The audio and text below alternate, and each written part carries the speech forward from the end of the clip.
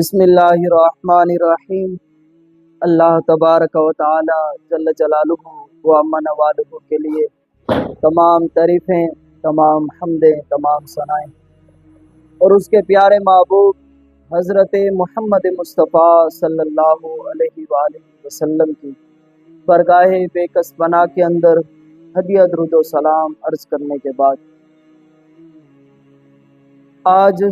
اللہ تبارک و تعالی جل جلالہ کی توفیق سے پڑوسیوں کے حقوق کے حوالے سے بات کریں گے، جو رب کریم نے اپنی لاریب کتاب میں اور پھر اس کے پیارے محبوب صلی اللہ علیہ وسلم نے اپنی زبان پاک سے اپنی امت کو جو تعلیم عطا فرمائی ہے، اس حوالے سے بات کریں گے۔ سب سے پہلے میں قرآن مجید فرقان حمید کی آیات مقدسہ کی طرف استفادہ کرتا ہوں۔ کیا انداز ہے میرے کریم رب کا، جہاں خالق لم یزل ذات نے اپنی عبادت کے حوالے سے بات کی ہے۔ فرمایا ہے وَاعْبُدُ اللَّهَ، فرمایا لوگوں تمہیں پتہ ہو اللہ تعالیٰ کی عبادت کرو، وَلَا تُشْرِكُوا بِهِ شَيْئًا، اور اس کریم رب کے ساتھ کسی کو بھی شریک نہ کرو۔ اس پوری آیات مقدسہ میں مختلف چیزوں کے احکام کے حوالے سے کریم رب نے اپنی لاریب کتاب کے اندر حکم فرمایا ہے۔ اس میں یہ بھی فرمایا ہے کہ آپ نے والدین کے ساتھ کس طرح پیش آنا ہے، یتیموں کے ساتھ، مساکین کے ساتھ، اپنے رشتہ داروں کے ساتھ، اور پھر رب کریم نے یہ بھی فرمایا ہے والجار الجنب، اور اپنے پڑوسیوں کے ساتھ آپ نے کس طرح سلوک کرنا ہے، کس طرح پیش آنا ہے، یہ بھی رب کریم نے اپنی لاریب کتاب کے اندر بیان فرمایا ہے۔ اور پھر اس کے پیارے محبوب صلی اللہ علیہ وآلہ وسلم کے غلام اور میرے کریم محبوب صلی اللہ علیہ وسلم کے صحابہ کرام رضوان اللہ تعالی مجمعین نے جو میرے کریم محبوب صلی اللہ علیہ وسلم کی زبان پاک سے جو باتیں سنی، اس کو بھی بیان فرمایا۔ جو میرے کریم نے قرآن مجید فرقان حمید کی تشریح فرمائی ہے، وہ بھی صحابہ کرام رضوان اللہ تعالی مجمعین بیان فرماتے ہیں۔ پہلا قول مفسرین بیان کرتے ہیں کہ والجار ذی القربہ سے مراد قریبی پڑوسی ہے، جو آپ کے گھر کے قریب رہتے ہیں، ان کے حوالے سے رب کریم فرما رہا ہے کہ آپ نے ان کے ساتھ اچھا سلوک کرنا ہے۔ پھر حضرت عبداللہ ابن عباس رضی اللہ تعالیٰ عنہ سے مروی ہے، فرماتے ہیں والجار ذی القربہ سے مراد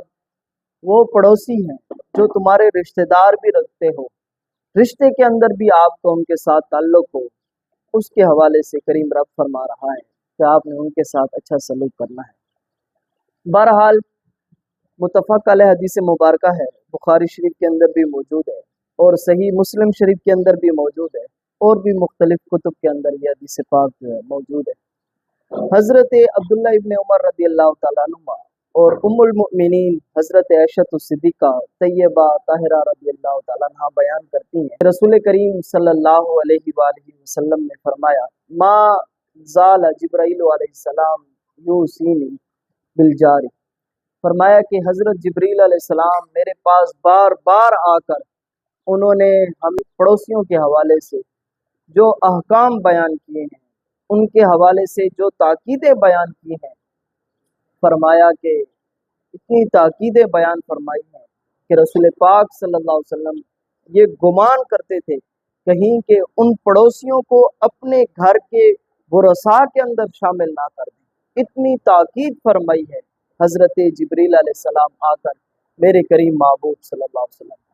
گویا کہ ہمارے جو ارد گرد لوگ رہتے ہیں، ہمارے جو پڑوسی ہیں، ہم ان کے ساتھ اچھا سلوک کریں، ان کے ساتھ اچھے انداز کے ساتھ پیش آئیں۔ پھر صحیح مسلم شریف کے اندر حدیث مبارکہ ہے، حضرت ابو ذر غفاری رضی اللہ تعالیٰ عنہ سے مروی ہے، فرماتے ہیں اب یہ انداز دیکھنا، میرے کریم محبوب صلی اللہ علیہ وسلم نے فرمایا یا ابا ذر، اے ابو ذر غفاری، ہمیشہ یاد رکھنا کہ جب بھی اپنے گھر کے اندر کبھی شورما پکانا تو اس میں یہ تاکید ضروری کرنا کہ اس میں تھوڑا سا پانی زیادہ ملا لینا اور اپنے پڑوسیوں کو کچھ نہ کچھ ضرور دینا۔ اللہ اکبر،